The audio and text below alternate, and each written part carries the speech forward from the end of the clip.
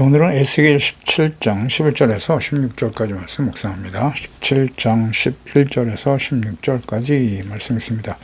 여호와의 말씀이 또 내게 임하여 이르시되 너는 반역하는 족속에게 묻기를 너희가 이 비유를 깨닫지 못하겠느냐 하고 그들에게 말하기를 바벨론 왕이 예루살렘에 이르러 왕과 고관을 사로잡아 바벨론 자기에게로 끌어가고 그 왕족 중에서 하나를 택하여 언약을 세우고 그에게 맹세하게 하고 또 그 땅에 능한 자들을 옮겨 갔나니 이는 나라를 낮추어 스스로 서지 못하고 그 언약을 지켜야 능히 서게 하려 하였음이거늘 그가 사절을 애굽에 보내 말과 군대를 구함으로 바벨론 왕을 배반하였으니 형통하겠느냐 이런 일을 행한 자가 피하겠느냐 언약을 배반하고야 피하겠느냐 주 여호와의 말씀이니라 내가 나의 삶을 두고 맹세하노니 바벨론 왕이 그를 왕으로 세웠거늘 그가 맹세를 저버리고 언약을 배반하였은즉 그 왕이 거주하는 곳 바벨론에서 왕과 함께 있다가 죽을 것이라. 아멘.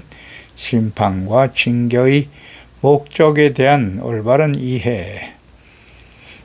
포도나무 즉 유다가 애굽에게 물을 받으려고 그를 향하여 뿌리를 뻗었다. 하나님이 시디기야 왕 시디기야 왕 이제 마지막 왕이죠. 바벨론을 심판의 도구로 사용하시고 바벨론 여호와의 긴을 잡아가고 시디기야를 이제 왕으로 세웠는데요.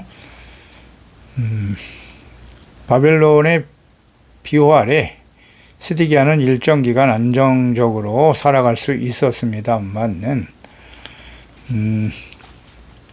끊임없이 죄를 깨닫고 회개하고 돌이키기보다는 우상숭배에 빠져 있었기 때문에 하나님께서는 선지자 예레미야를 보내셔서 바벨론에 의해서 회개하고 돌이키지 않으면 바벨론에 의해 멸망을 당할 것이다. 네가 지금 바벨론의 비호 아래 편안하게 살고 있지만 회개하고 돌이키지 않으면 그 바벨론에 의해서 완전히 멸망을 당할 것이다. 끊임없이 이 말씀을 들었기 때문에 자 그렇다면 우리는 어떻게 해야 되냐. 하나님께 돌아오면 될 것인데 이걸 깨닫지 못하고 말해서 그러면 애굽을 의지해야 되겠구나. 그래서 애굽과 하치는 바벨론을 배반하고 애굽으로 달려갑니다. 하나님 다 알고 계시죠. 그래서 이 일로 인해서 결국 바벨론에 의해서 멸망의 길을 가게 될 것이다. 하나님 말씀하신 대로요. 애굽이 시디기야와 동맹을 맺어서 바벨론이 공격할 때 일부 군대를 동원하여 올라오긴 했지만 말씀대로 다시 회군하고 말죠. 상대가 안 되는 겁니다. 바벨론은 하나님의 심판의 도구예요. 그와 싸워서 이길 수 있는 나라는 없습니다. 당시에. 그래서 결국 멸망의 길을 가고 말죠. 처참하게 멸망하게 될 것이다. 참 어리석죠. 왜 하나님께서 바벨론에 의해서 그들을 심판하실 수밖에 없었는가를 깊이 생각해야 될 텐데. 11절에 반역하는 족속이라. 이스라엘, 유다는 반역하는 족속이에요. 묻기를 너희가 이 비유를 깨닫지 못하겠느냐?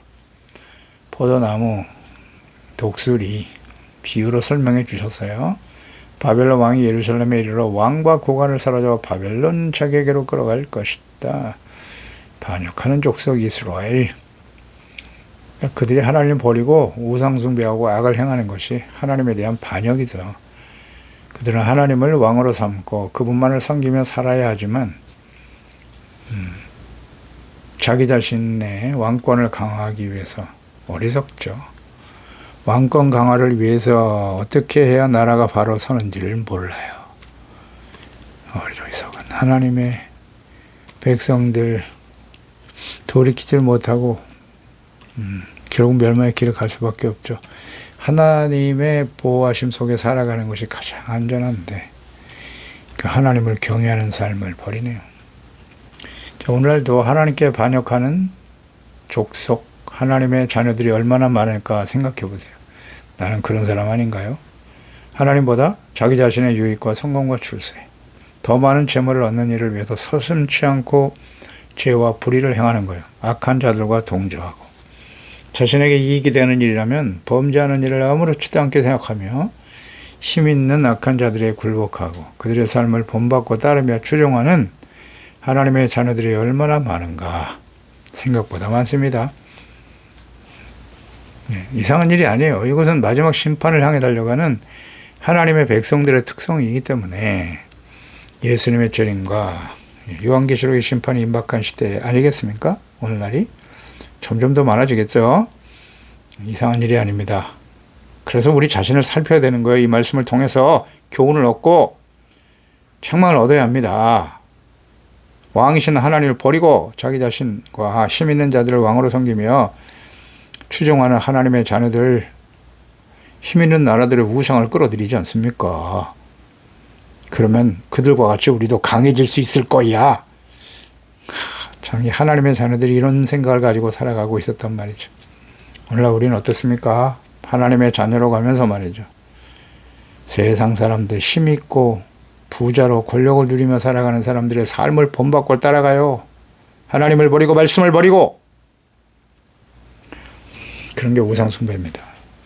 바벨론 왕이 예루살렘에 이르러 왕과 고관을 사로잡을 것이고 바벨론은 자기에게로 끌어가고 포로로 끌려갈 거라고 말씀하시죠.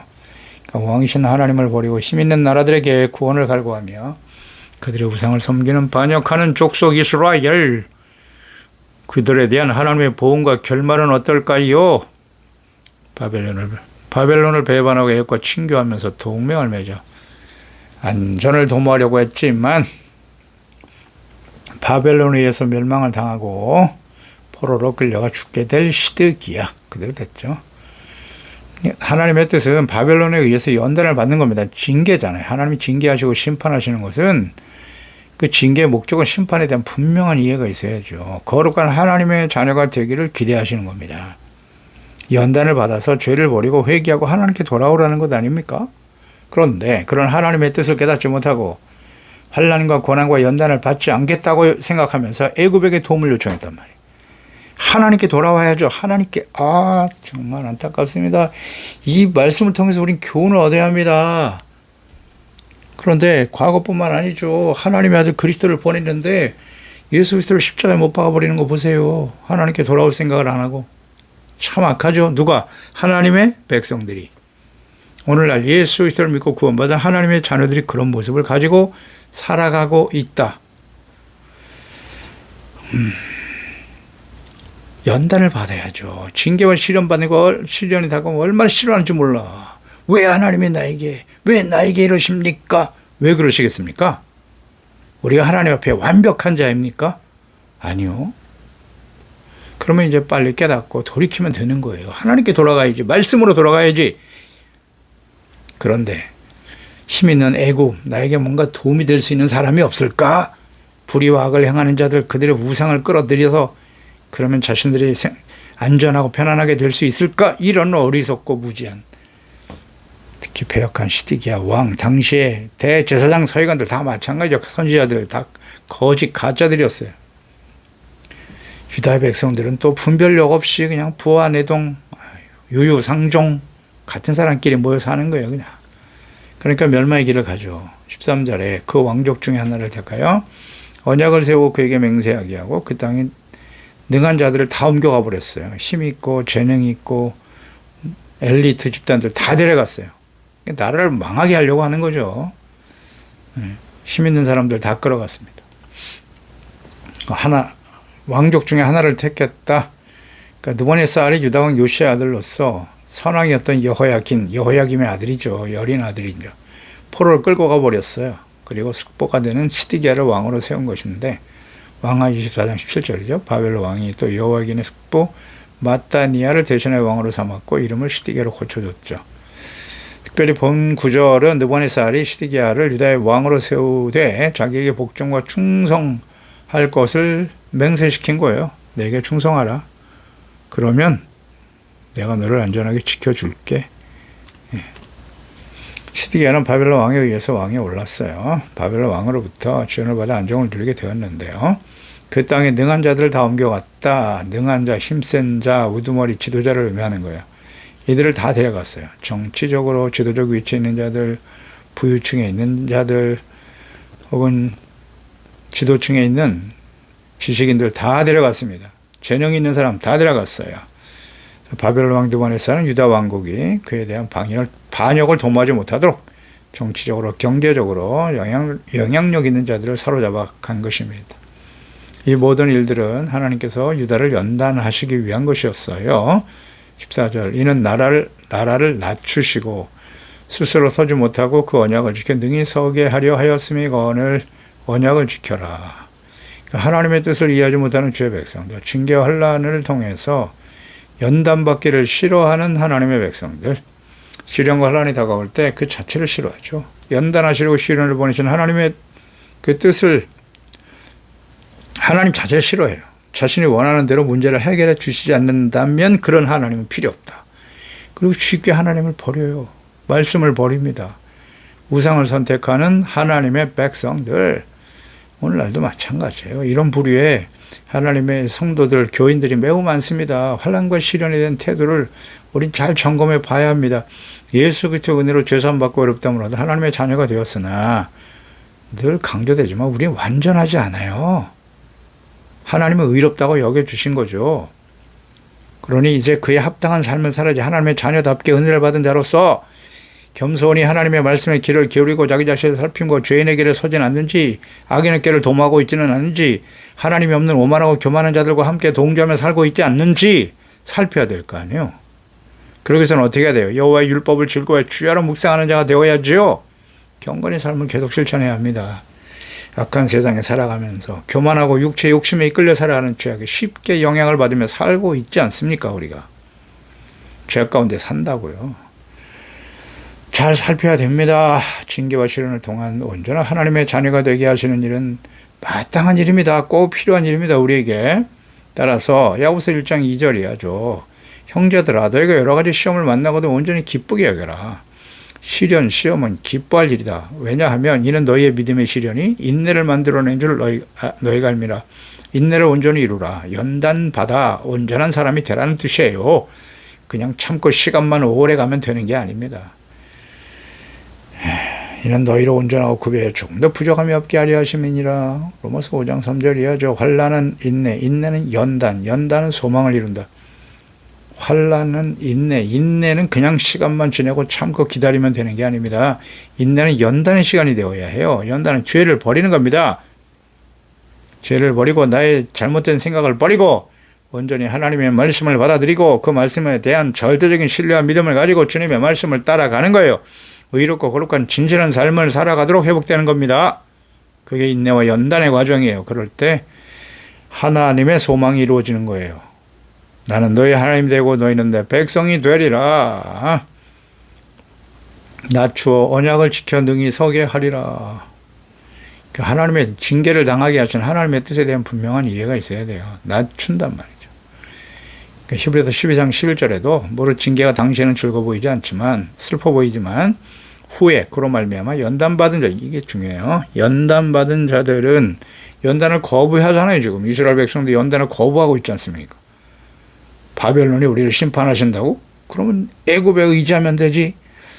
연단은 죄를 버리고 하나님께 돌아가는 겁니다. 근데 그걸 거부하잖아요. 지금 연단받은 자들은 의와 평강의 열매를 맺느니라. 아멘. 의를 회복시켜주는 겁니다. 평강은 죄가 용서받고 하나님과의 관계가 화목되어질 때 주시는 은혜가 바로 평강입니다. 악인에겐 평강이 없습니다. 그러니까 우리가 시련과 연단의 과정을 거치지 않으면 의와 평강의 열매를 맺을 수 있다 없다 분명해야 됩니다. 예수 믿고 구원받았으니까 그냥 살면 다 의와 평강이 찾아올까요? 그렇지 않습니다. 그렇다고 가르치는 게 가짜입니다. 끊임없이 말씀 앞에서 성령님의 인도하심을 따라 말씀 앞에 자신의 모습을 발견해야죠. 우리 완전하지 못해요. 세상이 죄악으로 가득하고 더럽습니다. 이 세상에 살면서 우리가 깨끗해질 수 있다고요? 그렇지 않아요. 매일매일 우리가 샤워를 하고 세면을 하고 몸을 씻지 않습니까? 왜 그래요? 세상은 먼지로 가득해요. 더럽습니다. 죄악으로 가득합니다. 영적으로 보세요. 보는 게 죄고 듣는 게 죄입니다. 그냥 이 악한 세상에는. 근데 어찌 씻어내지 않습니까? 말씀 묵상하고 더러운 거 씻어내야죠. 우리의 심령을 정결케 해야죠. 마음이 청결한 자가 복이 있는 겁니다. 그래서 여러 가지 그래서 깨닫지 못하고 이걸 계속 방치하고 내버려 두면 하나님이 이제 시련을 보내시는 거예요. 그럴 때 우리가 하나님 앞에 온전하지 못하구나. 그 말씀 묵상하며 돌이켜야 돼요. 그냥 시간만 지난다고 해서 인내한다고 되는 게 아니에요. 말씀 묵상하고 연단의 과정을 거쳐야 합니다. 왜 이걸 모르죠? 그냥 뭐 될 대로 되라. 어떻게 되겠지. 이런 막연한 생각을 가지고 신앙생활하는 사람들이 얼마나 많은지. 어떻게 되겠지? 어떻게 되긴 뭐가 어떻게 돼요? 하나님 뜻대로 돌이켜야죠. 회개하고. 그냥 여전히 삶을 돌이킬 생각을 안 하고 죄악된 길을 그대로 가고 있으면서 하나님이 알아서 해 주시겠지. 그렇지 않아요. 하나님 우리가 돌아오기를 원하시는 거예요. 죄를 깨닫고 버리기를 원하십니다. 우리가 결단해야 돼요. 어떻게 해 주시겠지. 그 길을 계속 가면 결국 하나님의 공의 앞에 서는 겁니다. 왜 이걸 모르죠? 15절에 그 4절에 그가 4절을 애굽에 보낸다. 말과 군대를 구함으로 바벨론 왕으로 배반했지? 근데 그게 형통할까? 이런 일을 행한 자가 과연 피할 수 있겠니? 하나님 물으시잖아요. 언약을 배반하고 과연 그 하나님의 심판을 피할 수 있을 것 같아? 라고 묻잖아요. 이는 바벨론 왕 시드기야가 유다 마지막 왕 시드기야가 자신을 왕에 오르게 한 바벨론 왕 느부갓네살을 배반하고 애굽 왕 바로를 의뢰한 결과인데요. 바벨론에서 멸망을 당할 것을 예언하시는 겁니다. 반역하는 죄 백성들, 유다를 심판하실 목적으로 세우신 심판의 도구로 유다 왕국이 겸손히 그 뜻을 받아들이고 연단받아 회개하고 이롭다함을 얻고 정체성 회복이죠. 하나님의 거룩한 백성, 하나님과의 관계 회복되고 하나님의 나라 회복되는 것이 하나님의 뜻이었는데요. 시드기야와 유다 지도자들은 이를 거역했죠. 거역하고자 한 것입니다. 예레미야 4장 9절 이하죠. 여호와의 말씀이니라. 그날의 왕과 지도자들은 낙심할 것이고 제사장들은 놀랄 것이다. 선지자들은 깜짝 놀라리라. 내가 이르되 슬프도소이다. 주 여호와께서 주께서 친히 백성과 이르시려면 크게 속이셨나이다. 이르시기를 너에게 평강이 있으리라 하더니 칼이 생명에 이르렀나이다. 그때 이 백성과 예루살렘에 전할 자가 있어 뜨거운 바람이 광야에 있는 헐벗은 산에서 내 딸 백성에게 불어온다 하리라. 속았다. 거짓 선지자들 때문이죠. 뭐 평안을 주고 승리를 준다고 계속 외쳤어요. 하나님의 이름으로 거짓을 정했는데 전쟁이 일어났네. 이보다 더 강한 바람이 나를 위하여 오리니 이제 내가 그들에게 심판을 행할 것이라. 보라, 그가 구름같이 올라오니 그 병거는 회오리바람 같다.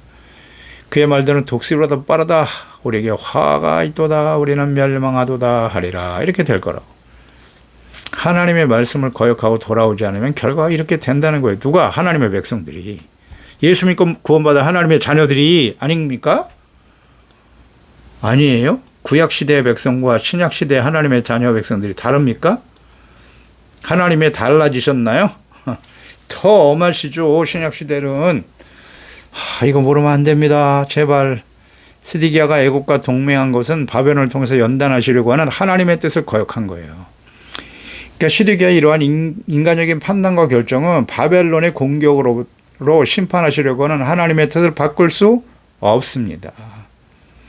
하나님께서 회개하지 않는 반역하는 백성들을 징계하시기 위한 심판인데요. 이걸 피할 수 있는 길은 오직 하나예요. 뭔지 아시겠죠? 역대하 7장 14절 내 이름으로 일컫는 내 백성이 하나님의 백성입니다. 그들이 악한 길에서 떠나 스스로 낮추고 스스로 해야 돼요. 자신들이 해야 할 일이에요. 기도하여 내 얼굴을 찾으면 조건절 내가 하늘에서 듣고 그들의 죄를 사하고 그들의 땅을 고쳐주실 거라고. 그러니까 악한 길에서 떠나야 돼요. 내가 해야 되는 거예요. 스스로 낮춰라. 겸손해지라는 겁니다. 그리고 기도하고 하나님의 얼굴을 찾으라고.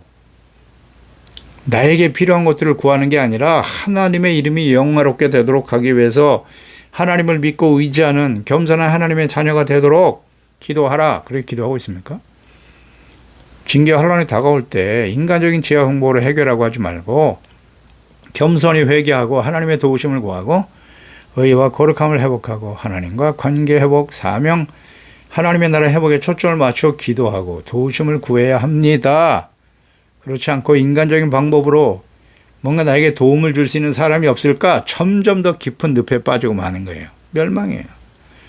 나올 수 있는 길은 회개하고 돌이키는 거예요. 죄악된 길이에요. 지금 늪에 빠지고 있는데 빨리 그 길에서 돌이켜야지.